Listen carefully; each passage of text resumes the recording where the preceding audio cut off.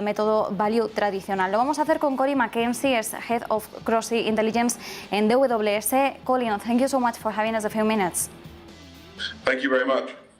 Colin, starting by the current market scenario, today's US CPI shows inflation hasn't already peaked. Do you think the Federal Reserve will be more hawkish on next monetary policy meetings? I'm afraid my background is that of equity strategy and equity investment. So I'm afraid I don't have any views on Fed policy.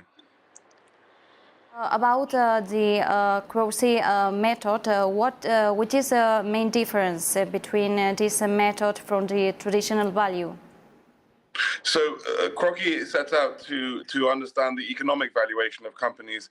In other words, it wants to make sure that it is possible to compare companies on a like-for-like basis using a bottom-up valuation approach, using a consistent set of definitions for around 900 companies globally.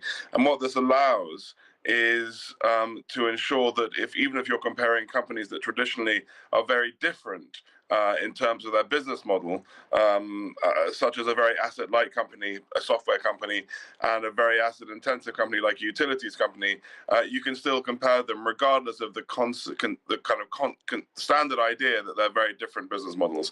Our approach within CROCI is that all companies within the industrial space have the same business model. They all have, in the end, to generate cash flows from assets. So provided you understand the cash flows of a company and the assets of a company on a comparable basis, then you should be able to compare them and generate portfolios from a bottom-up perspective using that very comparable valuation approach and operational characteristics.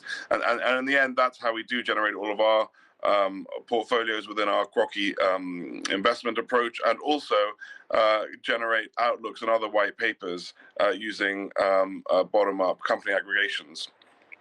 And why is it a good time for this investment style?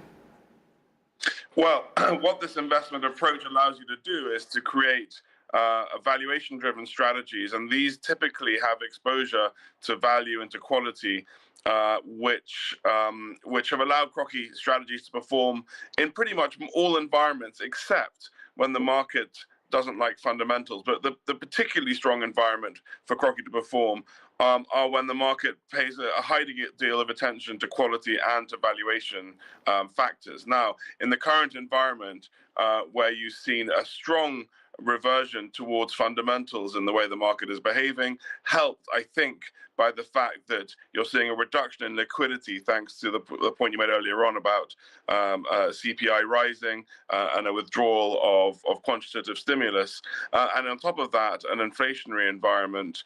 These in the past have all been environments where quality value approaches like CROCI have been able to thrive. And so, for as long as we see this sort of environment continuing, as long as we see an environment where there are no real shocks to earnings expectations, but sort of slower changes and gradual increases in inflation, then this is a perfect environment potentially, based on what we've seen in the past, for valuation approaches, especially aided by the quality value style that we see in CROCI. And considering this investment method, which countries, sectors or companies are undervalued by the market and have potential for revaluation? Well, so we spent a lot of time looking at the dispersion between the cheapest companies in any given market and the market median, because the wider that dispersion, the more potential there is for mean reversion, which is from where we generate alpha in the CROCI valuation approaches. And we see the widest dispersion at the moment actually in Europe, where we see dispersion, the kind of distance from that cheapest decile to the market median being at all-time highs. In the US, In fact, it's close to all-time highs, but not quite at the level that we see in Europe. And of course, within Europe, we haven't seen quite the same level of performance of value in the last 3 months as we have in the US. Within the US, we've seen really the very top performing CROCI strategies. We have a US and a US income-driven strategy, and they really have been outperforming the broad market and the value benchmark. In Europe, there's been a bit of a lag given the fact that the market's taken longer to realize what sustainable earnings are likely to be, thanks to multiple different governmental approaches to, let's say, Omicron and how to leave lockdown post-pandemic. And I think that's the reason that we haven't yet seen that mean reversion take place to the same extent in Europe. And that means there is certainly an interesting level of value from an economic perspective in Europe.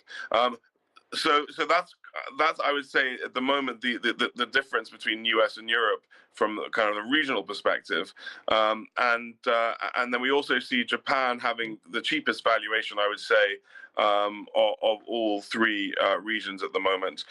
So that's kind of interesting ways to look at all of those three regions. But Europe stands out at the moment, I would say, in terms of that dispersion.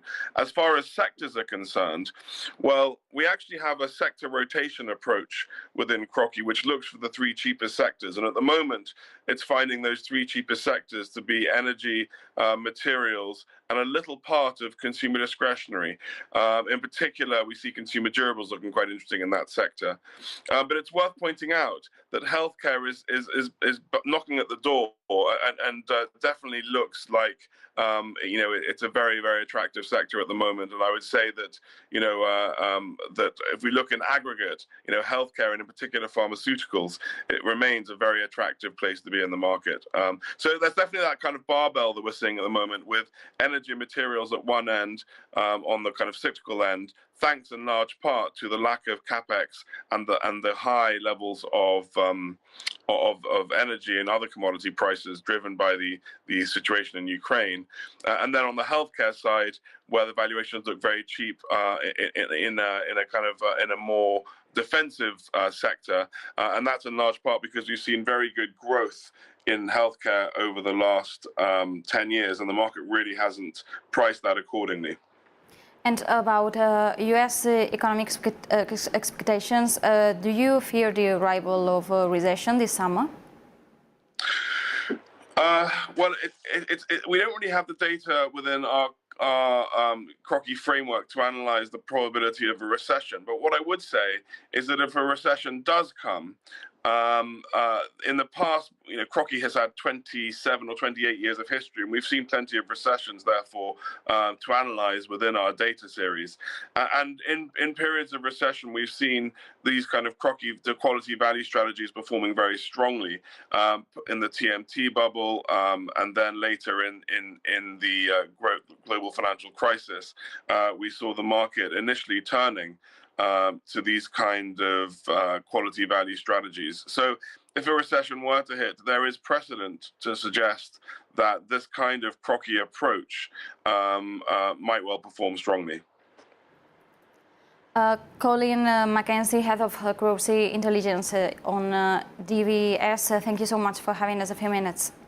Thank you. Gracias, Marta. Vámonos con